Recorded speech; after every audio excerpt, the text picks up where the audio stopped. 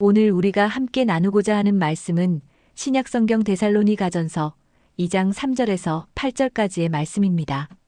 이 본문에서 사도 바울은 복음을 맡은 자들이 어떤 마음과 태도로 살아가야 하는지를 분명하게 증언합니다.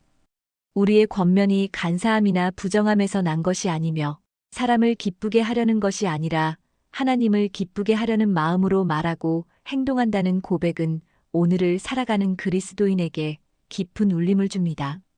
이 말씀은 우리가 세상 속에서 어떤 기준을 가지고 선택하고 판단하며 살아가야 하는가를 다시 한번 생각하게 합니다.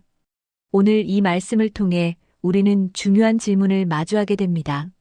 그리스도인으로서 나는 어떤 기준을 가지고 사람을 세우고 사회의 여러 선택을 결정해야 하는가 하는 질문입니다.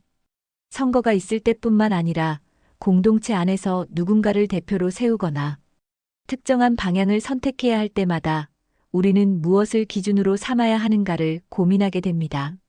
이 질문은 매우 본질적이고 신앙의 근간과도 연결된 중요한 주제입니다. 성경을 통해 분명해지는 사실이 하나 있습니다. 하나님께서 이 땅을 향해 가장 원하시는 것은 무너진 세상 속에서 하나님의 공의와 정의가 드러나는 것입니다. 사람의 죄로 인해 훼손된 세상은 하나님의 의로 회복되어야 하고 그 일을 위해 하나님의 자녀들이 부름을 받았습니다. 구약에서부터 신약까지 일관되게 강조되는 하나님의 마음은 언제나 약한 자들을 향해 있습니다.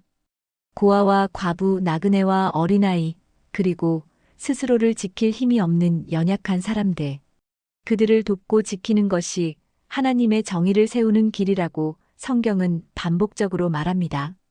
성경 시대의 고아와 과부와 나그네는 오늘날의 현실에서도 그대로 이어집니다. 경제적으로 어려운 이웃들, 장애를 가진 사람들, 주거가 불안정한 이들, 사회 구조 속에서 배제된 사람들, 누구도 돌보지 않는 이웃들이 바로 지금 우리가 손을 내밀어야 하는 존재들입니다. 하나님께서는 그들을 향한 돌봄의 실천을 가장 기뻐하시며 그것이 바로 하나님의 공의가 실현되는 방식이라고 말씀하십니다. 우리가 약한 자를 돕고 하나님의 정의를 세워야 하는 이유에는 두 가지 중요한 의미가 있습니다. 첫 번째 이유는 그것이 생명을 얻는 일이라는 점입니다. 선을 행하고 나누는 일은 다른 사람만을 살리는 것이 아니라 나 자신도 생명 가운데로 이끌어줍니다. 디모데전서의 말씀은 선한 일을 좋아하고 나누어 주기를 힘쓰는 자가 참된 생명을 얻는다고 말합니다. 우리는 종종 남을 돕는 일을 희생이라고 생각하지만 성경은 그것이 오히려 우리 자신을 살리는 길이라고 말씀합니다. 그러므로 약한 자를 돕는 일은 선택이 아니라 의무이며 생명을 얻기 위한 필수적인 삶의 방식입니다. 두 번째 이유는 약한 자를 돕는 것이 하나님께 드리는 참된 제사이기 때문입니다.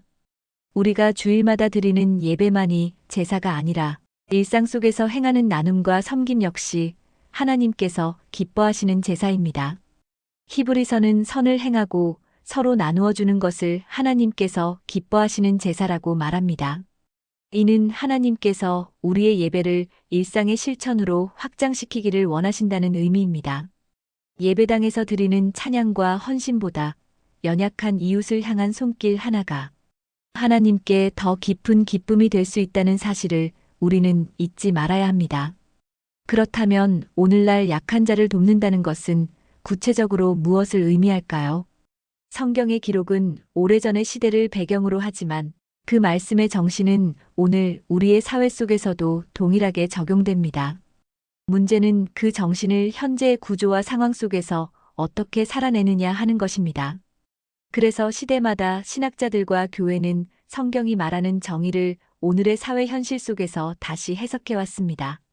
1948년 세계교회협의회가 발표한 선언문은 2차 세계대전 직후의 상황을 배경으로 하고 있습니다.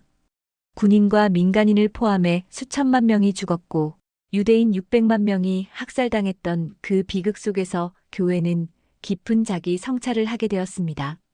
그래서 이 선언에서는 힘 있는 자들 앞에서 침묵하지 말고 약한 자들을 위한 목소리를 내며 억압과 차별에 맞서야 한다고 강조했습니다. 교회는 목소리를 잃은 사람들의 대변자가 되어야 하며 누구도 배제되지 않는 공동체를 세우기 위해 행동해야 한다고 말했습니다. 1986년 미국 가톨릭 주교회의에서 발표한 정의에 대한 해석은 시대의 변화에 따라 더욱 구체화된 내용을 담고 있습니다. 산업화와 경제 성장으로 사회 구조가 복잡해지면서 약자들이 정치적, 경제적으로 배제되는 문제가 나타났기 때문입니다. 이 선언에서는 정의란 모든 사람이 인간 공동체의 삶에 최소한으로라도 참여할 수 있도록 구조를 개선하는 것이라고 말합니다. 경제적 약자, 장애인, 실업자, 이민자들이 사회 안에서 배제되지 않도록 제도를 바꾸는 것이 오늘날의 정의라고 설명합니다. 이 두 선언은 시대는 다르지만 같은 메시지를 담고 있습니다. 약한 자가 배제되지 않는 사회를 만드는 것이 하나님의 정의이며 교회와 그리스도인은 그 일을 위해 책임을 져야 한다는 것입니다. 우리는 다양한 방식으로 약한 자를 도울 수 있습니다. 내 지갑에 있는 돈을 나누는 일이 있고 내 시간과 에너지를 들여 봉사하는 일이 있습니다. 그러나 그보다 더 큰 영향력을 가진 일은 제도와 사회 구조를 변화시키는 일입니다. 제도를 움직일 수 있는 사람을 세우는 것, 즉 투표와 같은 선택은 개인의 선행보다 훨씬 넓은 영향을 미칩니다.